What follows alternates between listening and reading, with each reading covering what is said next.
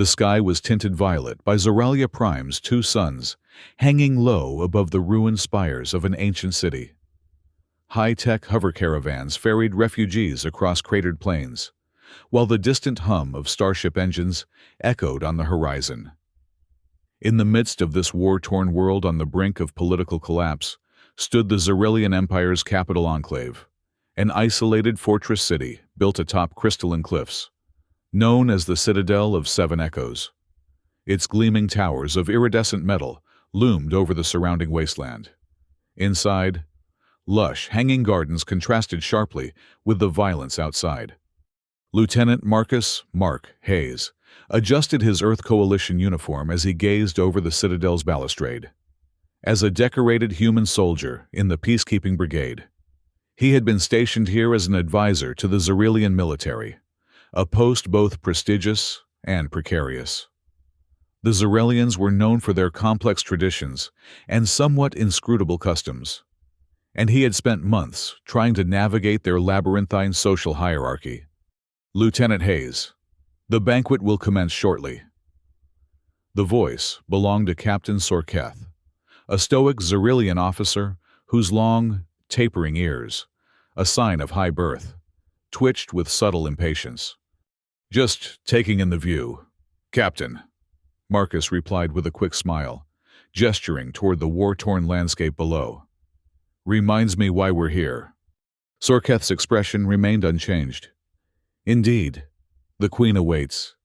Queen Theranera of Zerilia had ascended the throne after her parents' assassination, a tragedy that had sent tremors through the entire Zerilian political establishment.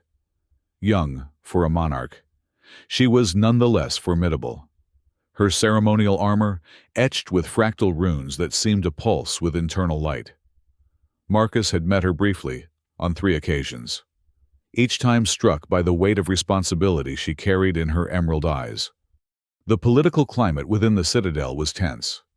The Zerilian Senate was fractured between hardliners who demanded total war against the Syndicate insurgents and moderates who wished to negotiate.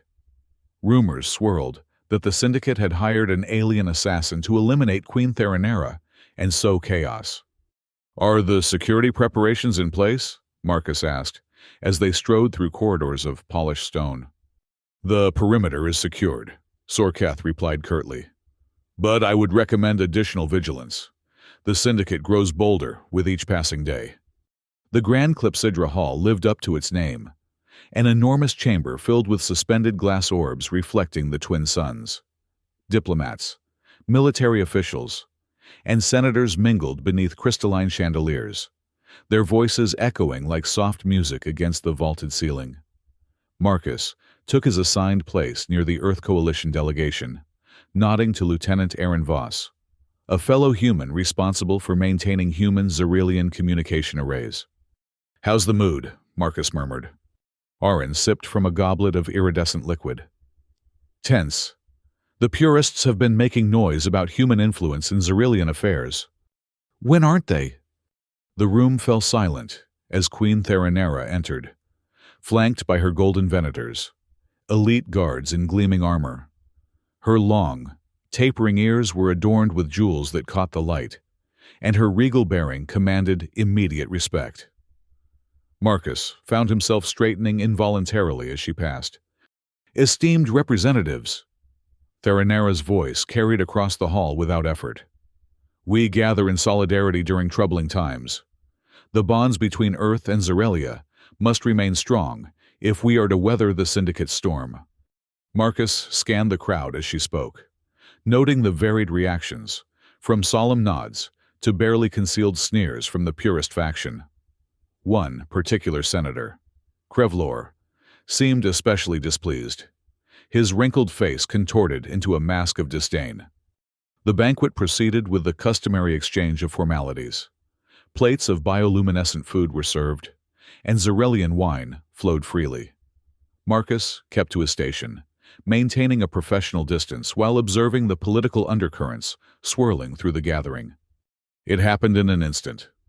A slight movement caught Marcus's peripheral vision, a hooded figure slipping past ceremonial guards. The glint of metal, a concealed energy blade activated with a whisper of heat. "Assassin!" someone shouted, but too late. The weapon launched through the air toward Queen Theranera, who had just risen to toast the alliance. Time seemed to slow. Marcus's combat training took over. Without conscious thought, he cried out and lunged forward, pushing past dignitaries and launching himself into the blade's path. The energy weapon sliced through his armor plating like it was paper, striking him in the chest.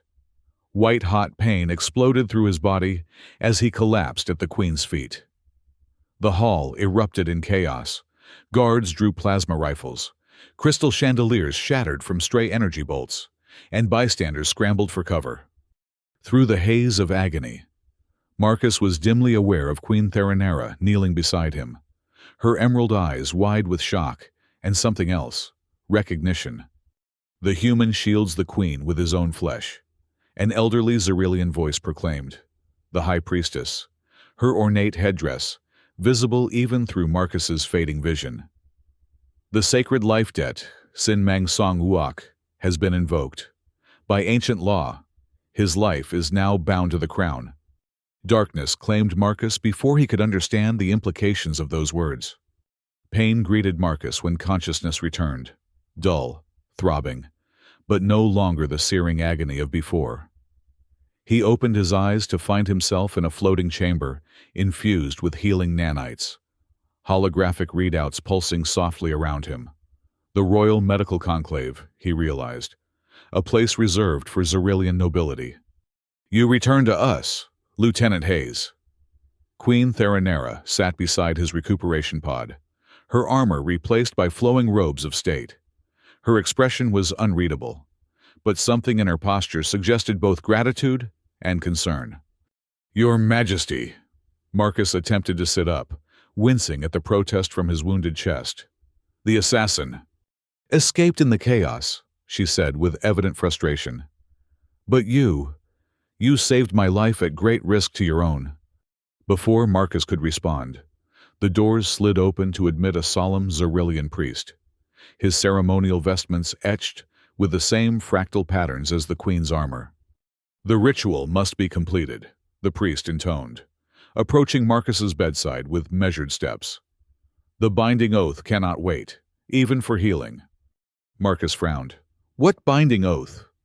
Theranera's expression tightened, almost imperceptibly. "Our ways are different from Earth's, Lieutenant. When someone saves the life of Xyrilian royalty, especially the monarch, an ancient custom comes into effect. It is called Sin Mang Song Yuok, the life debt." The priest unfolded an ornate scroll that glowed with bioluminescent script. "Thou who shielded the monarch shall serve as sentinel until the debt is honored," he recited. "By the traditions of our ancestors, your life force is now pledged to Queen Theranera's protection. Your fate is bound to hers until such time as the debt is repaid." Marcus stared in disbelief, alternating his gaze between the priest and the queen. "With all due respect, Your Majesty, I'm an Earth Coalition officer. I can't be bound by Xyrilian law without proper diplomatic protocols." "The life debt transcends diplomatic agreements," the priest said firmly. "It is acknowledged in paragraph 73 of the Earth-Xyrilia Treaty as a cultural exception." Theranera leaned forward, her voice lowered. "I did not wish for this, Lieutenant, but the ritual has been invoked publicly. To deny it would undermine my authority at a time when unity is most needed." Marcus swallowed his objections, the gravity of the situation becoming clear. He had studied enough Xyrilian culture to understand that their traditions were not mere ceremony. They were the foundation of their society. "How long?" he asked finally. "Until the debt is repaid," the priest repeated enigmatically. "And how exactly is a life debt repaid?" Theranera and the priest exchanged glances. "It varies," she admitted. "Sometimes through an act of equal valor, sometimes through a lifetime of service. The ancient texts are imprecise." Great, Marcus thought, bound by a vague alien contract I never signed. "Do I at least get hospital food that doesn't glow in the dark?" he quipped, attempting to mask his unease with humor. A flicker of surprise crossed Theranera's face, quickly replaced by the faintest smile. I shall have the kitchen prepare something more suited to human tastes. In the days that followed, news of the life debt spread throughout the citadel like wildfire. Marcus found himself the subject of curious stares and hushed conversations whenever he ventured from his recovery chamber. Some Zarelians regarded him with newfound respect, others with thinly veiled suspicion. Theranera visited daily, initially to check on his recovery, but gradually, their conversations expanded beyond formalities. She spoke of her parents' assassination and the burden of ascending the throne during such tumultuous times. Marcus, in turn, shared stories of Earth and his own losses, family members killed on humanity's frontiers. Your people value individual choice above all else, do they not? She asked one evening, as they stood in the medical conclave's observation dome, watching the twin moons rise over distant mountains. Generally speaking, Marcus replied, conscious of how the moonlight caught the subtle iridescence of her skin. Though duty matters too. Why do you ask? Because this life debt was not your choice. It was thrust upon you by our traditions. Her gaze remained fixed on the horizon. That troubles me. I'm a soldier, Your Majesty. Following unexpected orders comes with the territory. She turned to face him then, her expression serious. This is not an order, Marcus. It is a bond, one I did not seek, but must honor nonetheless. The use of his first name caught him off guard. Then we're both bound by circumstances beyond our control, he said quietly. Maybe that's something we have in common. Political ramifications of the life debt quickly became apparent. Factions within the Senate mobilized, turning the unprecedented situation to their advantage. The purists, led by Senator Krevlor, argued vehemently that a human participating in the life debt ritual endangered the purity of Zarelian bloodlines. In closed Senate sessions, they lobbied to have Marcus exiled, or, according to rumors, even sacrificed in a purification ceremony. The moderates, conversely, claimed that Marcus's act was a sign that Zarelia's alliance with Earth must deepen, potentially bringing advanced military support at a critical time. They viewed the bond as a potential diplomatic boon.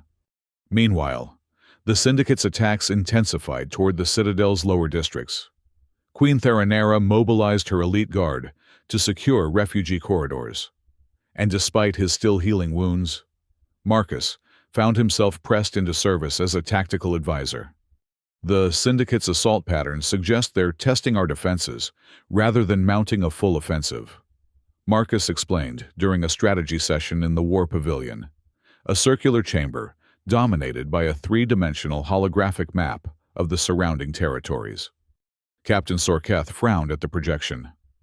Your human tactics would have us spread our forces thin.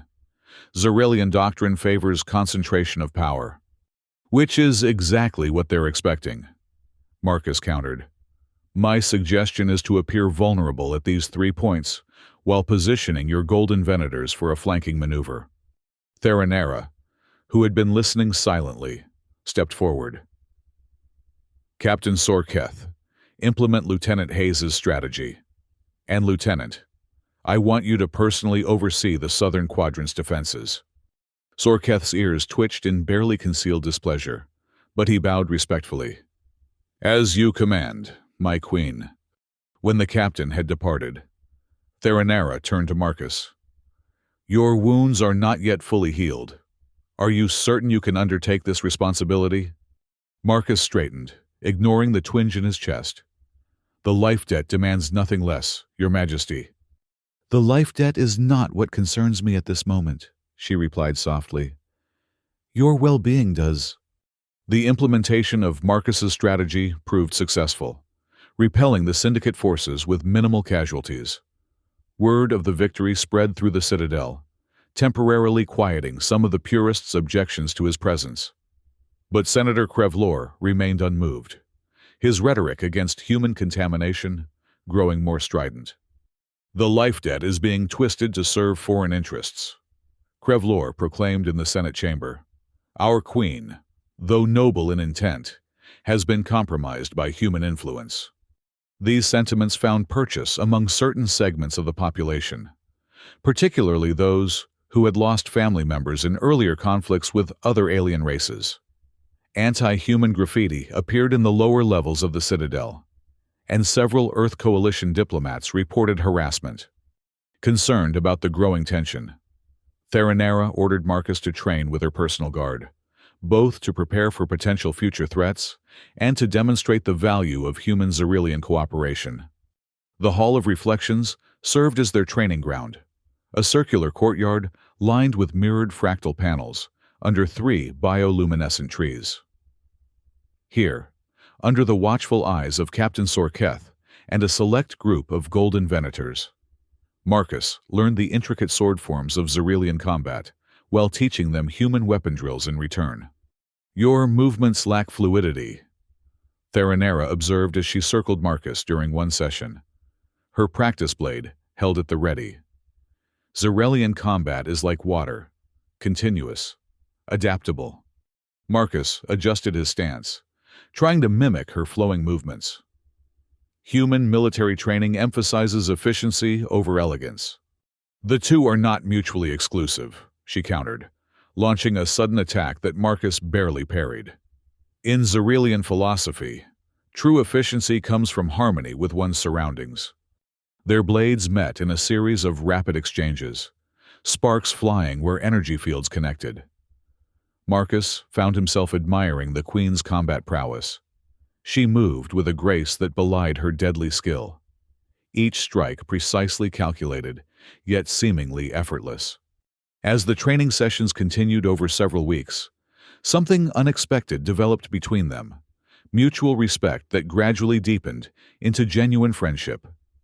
During midnight practices, when the Citadel was quiet, they began to share more personal stories. My sister was stationed on the Arcturus outpost when the Syndicate attacked, Marcus admitted one night as they rested beneath the bioluminescent trees. No survivors.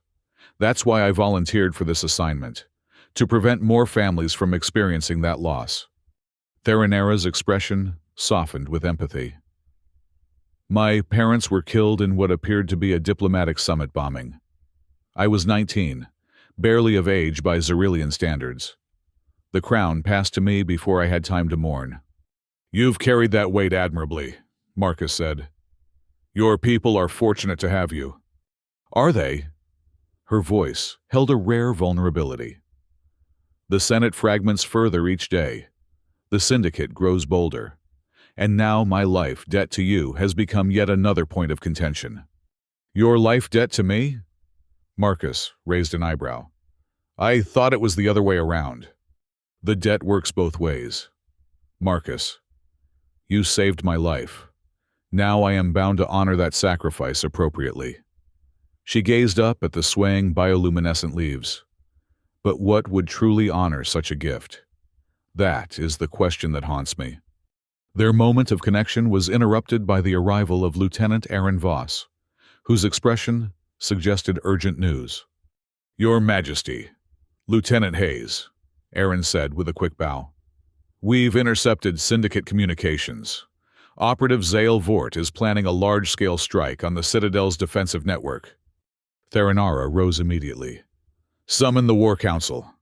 Intelligence reports indicated that Zale Vort, the Syndicate leader responsible for coordinating attacks across the sector, had established a forward base in the crystalline ravines east of the Citadel.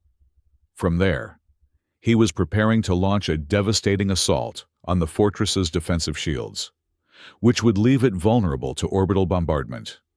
A frontal assault would be detected, Captain Sorketh argued in the War Council.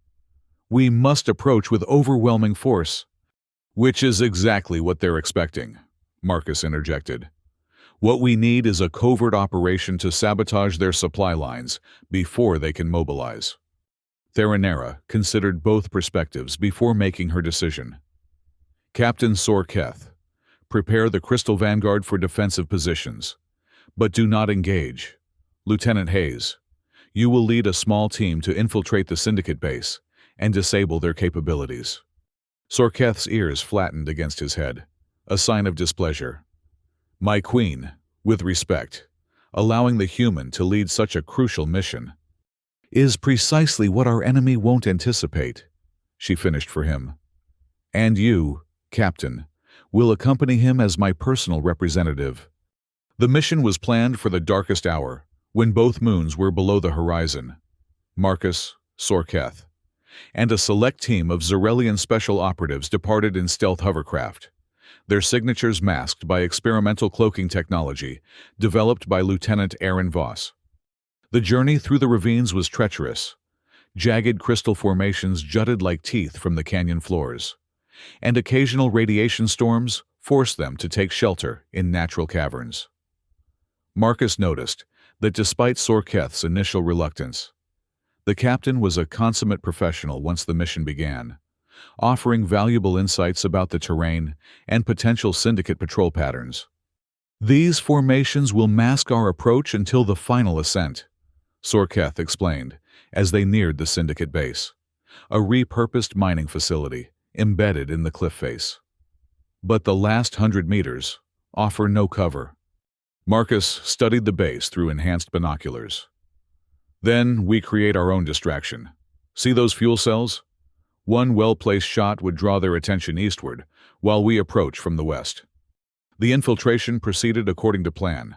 At first, the distraction worked, allowing the team to breach the facility's outer perimeter, using a combination of Zarelian energy blades for silent eliminations and human tactical maneuvers. They worked their way toward the central command node. "Plant the energy disruptors here," Marcus instructed as they reached the base's power distribution hub. "Set them to cascade failure rather than immediate detonation. We want to be well clear before they realize what's happening."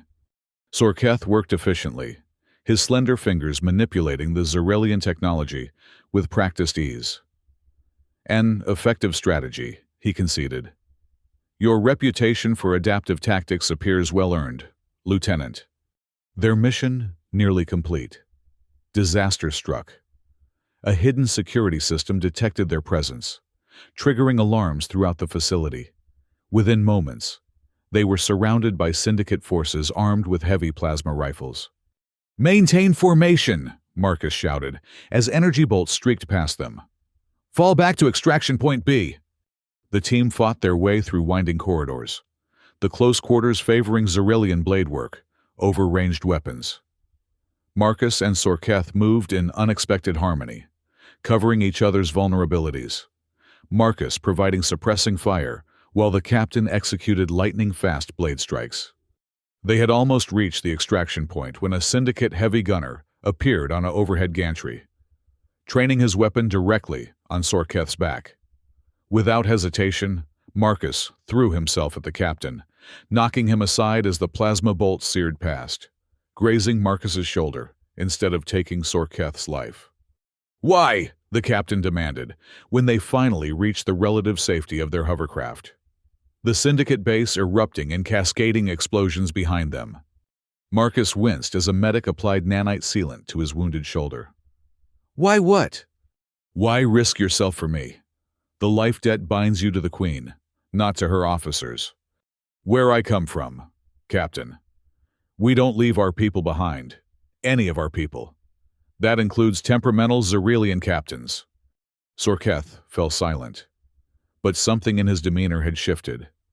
When they returned to the Citadel, he personally reported Marcus's actions to Queen Theranera, emphasizing the human's courage under fire. The mission's success temporarily blunted the Syndicate's offensive capabilities, buying the Citadel precious time to reinforce its defenses. It also earned Marcus newfound respect among the Zarelian military ranks, though Senator Krevlor and his purist faction remained vocally opposed to his influence.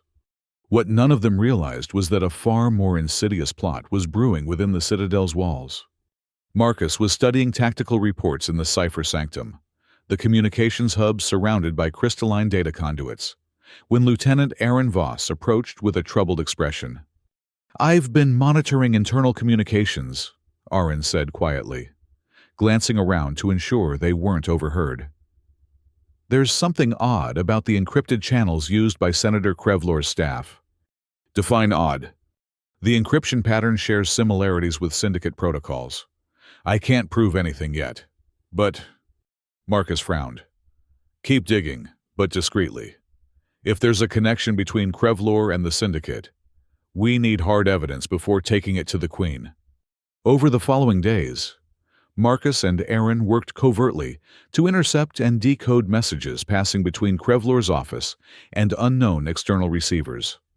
The work was painstaking, complicated by the need to avoid detection by the Senator's allies within the Citadel's security apparatus. Their breakthrough came during a routine scan of outgoing communications. A heavily encrypted transmission from Krevlor's private chambers contained embedded coordinates, the same sector where syndicate reinforcements had been reported. "This is it," Marcus said grimly, as they decoded the full message in the privacy of Aaron's workshop. "He's providing the syndicate with the Citadel's shield frequencies and guard rotations." Aaron paled. "But why? What could he possibly gain from betraying his own people?" "Power. The message mentions restored purity of leadership once the foreign influence is removed." Marcus's jaw tightened. "He's planning a coup, using the syndicate as a distraction while he moves against Theranera." They needed to warn the Queen immediately, but circumstances conspired against them. Theranera had departed for the Crystal Temple on the Citadel's eastern spire, a traditional pre-battle ritual that couldn't be interrupted except in the most dire emergencies. "We'll have to secure the evidence and wait for her return," Marcus decided. "In the meantime, alert Captain Sorketh. Whatever his personal feelings about humans, he's loyal to the crown." But Krevlor's conspiracy ran deeper than they had anticipated. As Marcus hurried through the marble galleries toward the military quarters, he found his path blocked by a contingent of Venator guards. Not the loyal Golden Venators of the Queen's personal guard, but members of the Ninth Chorus who had been subverted by the Senator's influence. "Lieutenant Hayes," their leader announced formally, "by order of the Xerilian Senate Security Council, you are to be detained pending investigation of espionage charges." Marcus assessed the situation quickly. 6 guards, all armed with energy lances that could incapacitate without killing. They wanted him alive. The narrow gallery offered limited maneuverability, but also meant they couldn't all attack at once.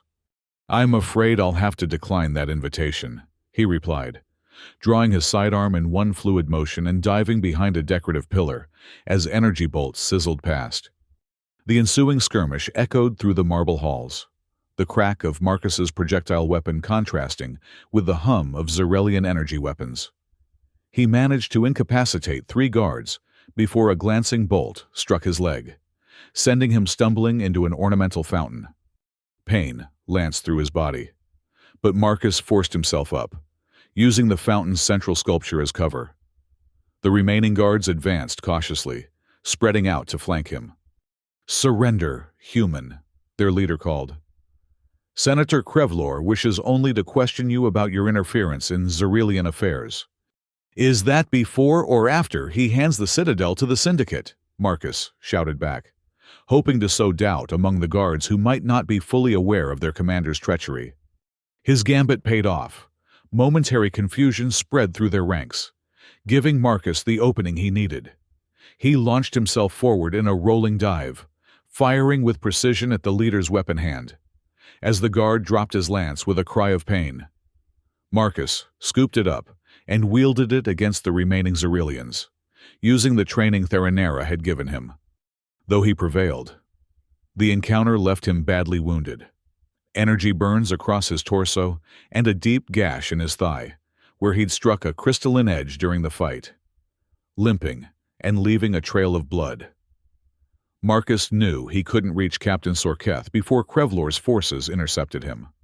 Instead, he made his way to the one place he hoped would still be secure, the Queen's private chambers. The Golden Venators guarding the royal apartments tensed as he approached, weapons raised.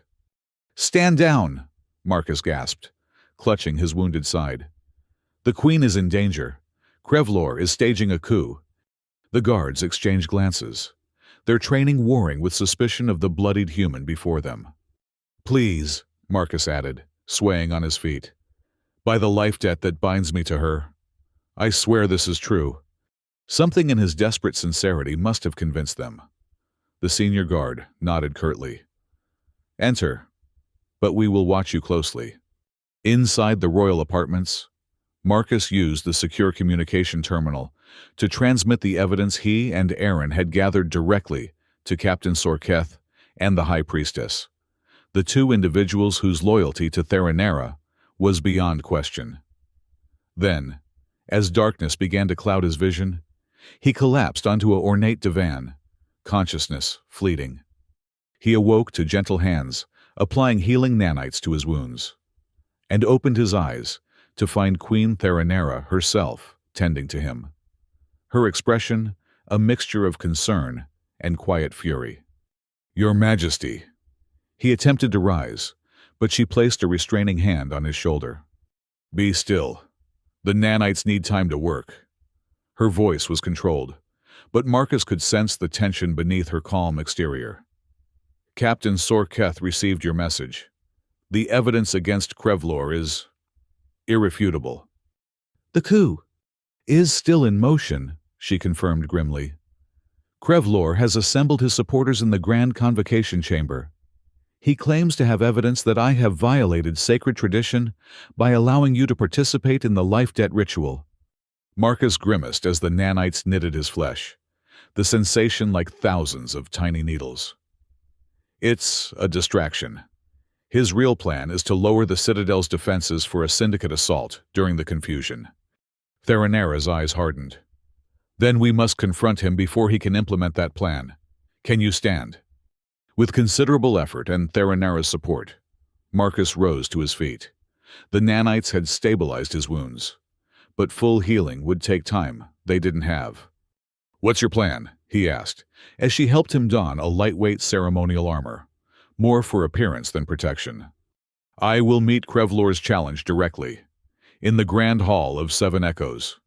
If he wishes to question my fitness to rule, let him do so before all our people." She handed Marcus a compact energy shield generator. "And you, Lieutenant Hayes, will be at my side, as the life debt demands." "As the life debt demands," Marcus echoed. Though they both knew his presence would be a deliberate provocation to Krevlor's faction, the Grand Hall of Seven Echoes lived up to its name, a vast chamber where sound carried with unnatural clarity, allowing even whispered words to be heard by all present if the speaker knew the room's acoustic properties. By the time Theranera and Marcus arrived, the space was already filled with senators, military officers, and civic leaders, their faces reflecting the gravity of the situation. Senator Krevlor stood on the central dais, his ornate robes emphasizing his status. Beside him were several purist senators and a contingent of Venator guards who had sworn allegiance to his cause.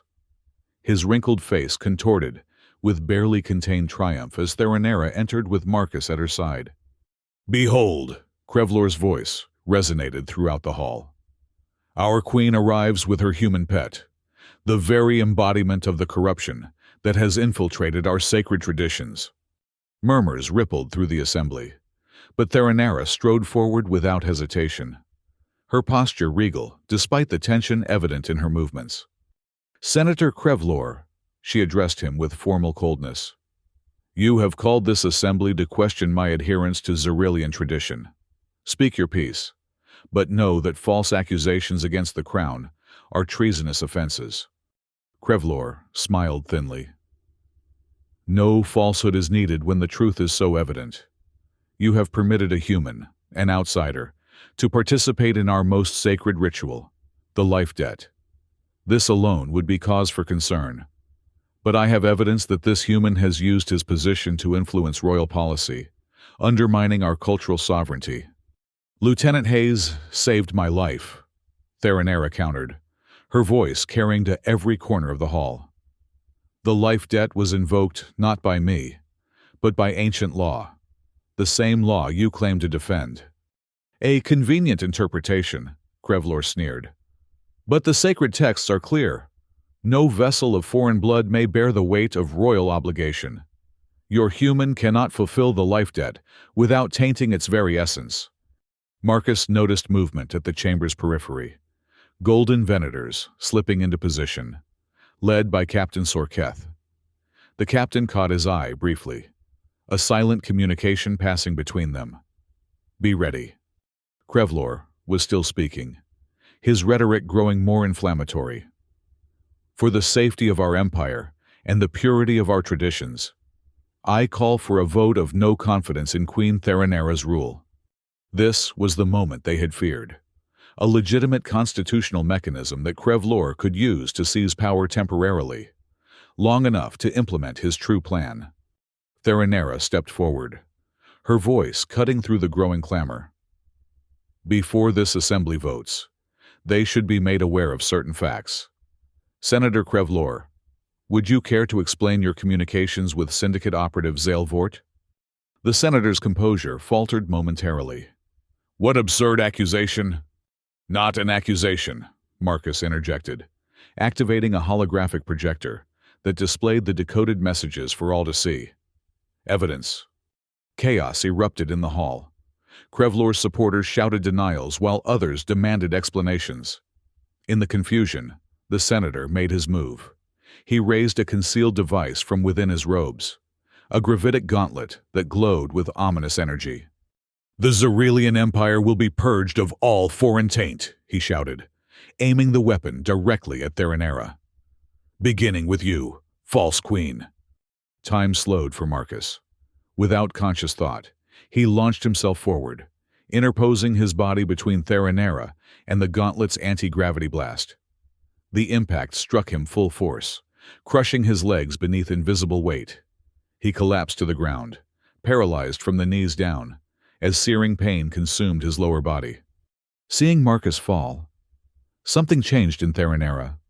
Her usual controlled demeanor gave way to raw, regal fury.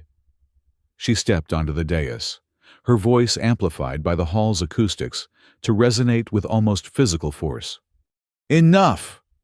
The single word carried such authority that the entire chamber fell silent. I am Theranera, daughter of Lysandra and Marek, rightful queen of Zarelia. I call upon the royal guard and all loyal citizens to stand with me against this treachery. Her command echoed as a sonic resonance through the crystalline walls, shattering Krevlor's gauntlet in a spray of sparks and metal. Golden venators surged forward, surrounding the purist faction with weapons drawn. Krevlor, seeing his coup unraveling, attempted to flee toward a side exit. Theranera moved with unexpected speed, blocking his path and disarming him with the precise blade technique she had practiced countless times with Marcus. The once feared senator found himself kneeling before his sovereign, his ambitions crumbling around him. Traitor to the crown, betrayer of your people, Theranera pronounced, her voice carrying the weight of formal judgment. You will face the Queen's justice. The assembly watched in stunned silence as the purist supporters laid down their weapons, recognizing the futility of further resistance. Captain Sorketh personally restrained Krevlor, his expression grim with satisfaction. From his position on the floor, Marcus struggled to remain conscious through waves of agony.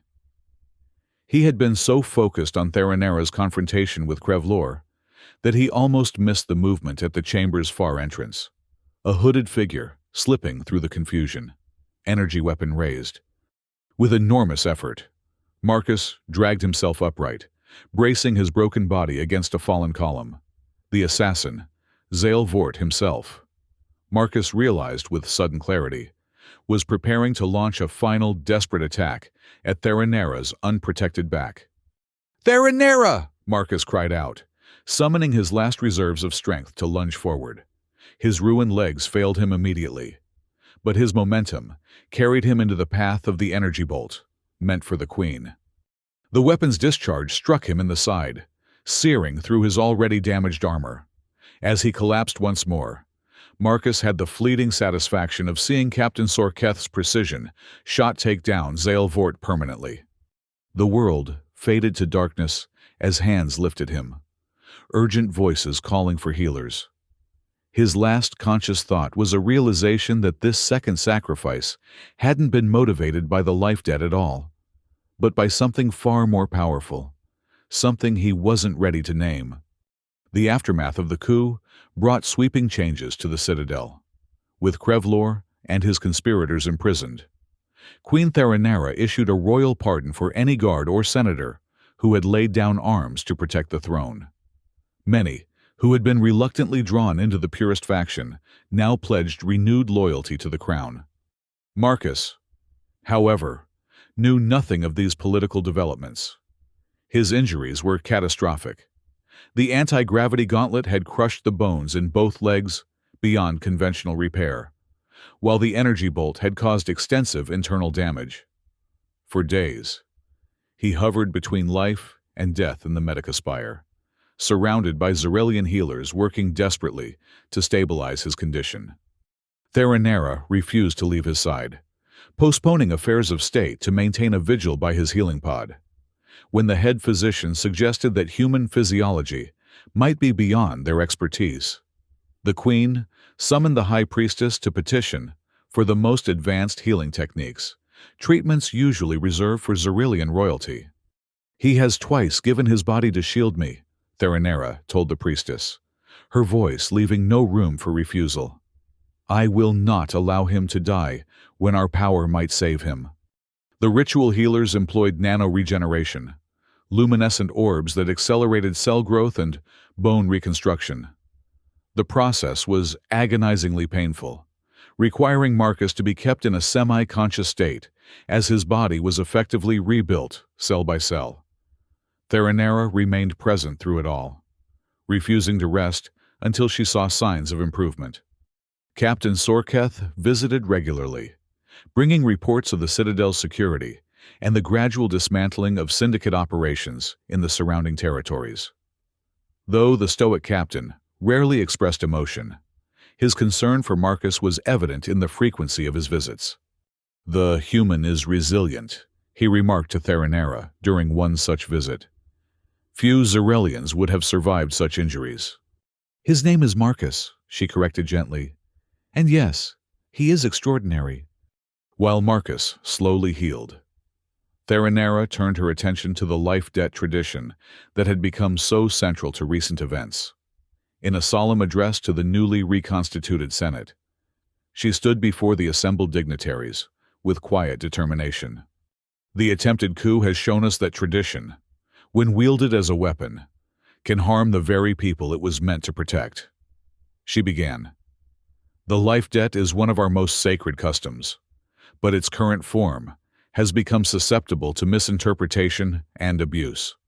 Murmurs spread through the chamber, but Theranera continued steadily. "From this day forth, the life debt tradition will be reformed. No longer will it be used to bind subjects against their will. Instead, it shall signify mutual choice and freely given loyalty. Those who save a royal life will be honored, but not indentured." To her surprise, the assembly, moved by Marcus's repeated sacrifices and the evidence of Krevlor's treachery, voted unanimously to codify her reforms. Even former purists recognized that the traditional interpretation had been used to undermine rather than strengthen Zarelian sovereignty. Weeks passed before Marcus regained full consciousness. When he finally opened his eyes properly, he found Theranera seated beside him, dark circles beneath her eyes suggesting many sleepless nights. "Welcome back, Lieutenant," she said softly, a rare smile illuminating her features. Marcus attempted to speak, but his voice emerged as a dry rasp. Theranera helped him sip water from a crystalline cup before he tried again. "How long?" he managed. 3 weeks. Your injuries were extensive." Her composure slipped momentarily. "The healers weren't certain you would survive." Marcus attempted to move his legs and was rewarded with searing pain. "Still in one piece, though?" "More or less. The nano-regeneration saved your legs, but you'll need mechanical braces to walk for some time." She hesitated. "Marcus, Why did you do it? The second time, after Krevlor was already defeated. That wasn't required by the life debt. He met her gaze directly. No, it wasn't. Understanding passed between them, an unspoken acknowledgement of emotions that had grown far beyond duty or obligation. Theranera's hand found his, their fingers intertwining in a gesture that bridged their two worlds. The life debt has been reformed, she told him. No one is bound against their will any longer. And if someone chooses to be bound? Marcus asked quietly. Then it becomes something else entirely, she replied. Something freely given and freely accepted. Months later, as both Marcus and the Citadel continued to heal, Queen Theranera held a simple coronation ceremony on a rebuilt terrace overlooking a rejuvenated valley. Gone was the ornate regalia of previous monarchs. Instead, she wore a simple circlet of living crystallized flowers that seemed to pulse with inner light. By her side stood Marcus, supported by sleek mechanical leg braces that granted him mobility. The scars of his sacrifices were visible on his face and hands, badges of honor that commanded respect from even the most traditional Xyrillians. In the presence of the Senate, military leaders, and Earth Coalition representatives, Theranera administered a new life debt oath. Once each year, the ruler's chosen protector may reaffirm their bond voluntarily or release it without shame. For loyalty is strongest when freely chosen and weakest when coerced. In the silence that followed, Marcus stepped forward without prompting. With steady hands, he offered a ceremonial blade to Theranera, not as a weapon, but as a symbol of trust. "My queen," he said, his voice carrying across the assembled crowd. "I choose to stand with you, not by ancient law or obligation, but by my own will." Theranera accepted the blade, completing the ritual. "And I choose to honor your loyalty with my own, not as debt, but as bond between equals." The crowd erupted in approving murmurs. Even Captain Sorketh, standing at attention among the golden venators, allowed himself a slight nod of approval. Later, as the celebration continued below, Queen Theranera and Lieutenant Marcus Hayes stood together on a private balcony, looking out over a horizon transformed, where once had been only ruined farmland and cratered plains. Now shuttle pads hummed with renewed trade, and fields showed the first green shoots of recovery. Xyrelian and human banners fluttered side by side on newly constructed towers. "Do you regret it?" Theranera asked quietly. "Any of it?" Marcus considered the question, feeling the persistent ache in his partially healed legs. "I'd do it again," he said finally, "though preferably without the part where my bones get crushed into powder." A surprised laugh escaped her, a sound so rare and genuine that Marcus found himself grinning in response. "The life debt brought us together," he continued more seriously. "But what keeps me here has nothing to do with tradition or obligation." "And what is that?" she asked, though the look in her eyes suggested she already knew the answer. "Something that transcends our different worlds," he replied. "Something neither of us expected to find in the midst of war and politics." Their shared laughter drifted on the breeze, a promise that, though their world had been forged in blood and debt, it now stood on trust, choice, and mutual respect. And perhaps, though neither was yet ready to name it aloud, something more powerful still. The twin sons of Zorelia Prime began their descent toward the horizon, bathing the citadel in golden light. In that moment of perfect stillness, two people from worlds apart stood together, their futures now inexorably intertwined, not by ancient law or cosmic accident, but by the choices they had made and would continue to make, day after day, in the world they were building together.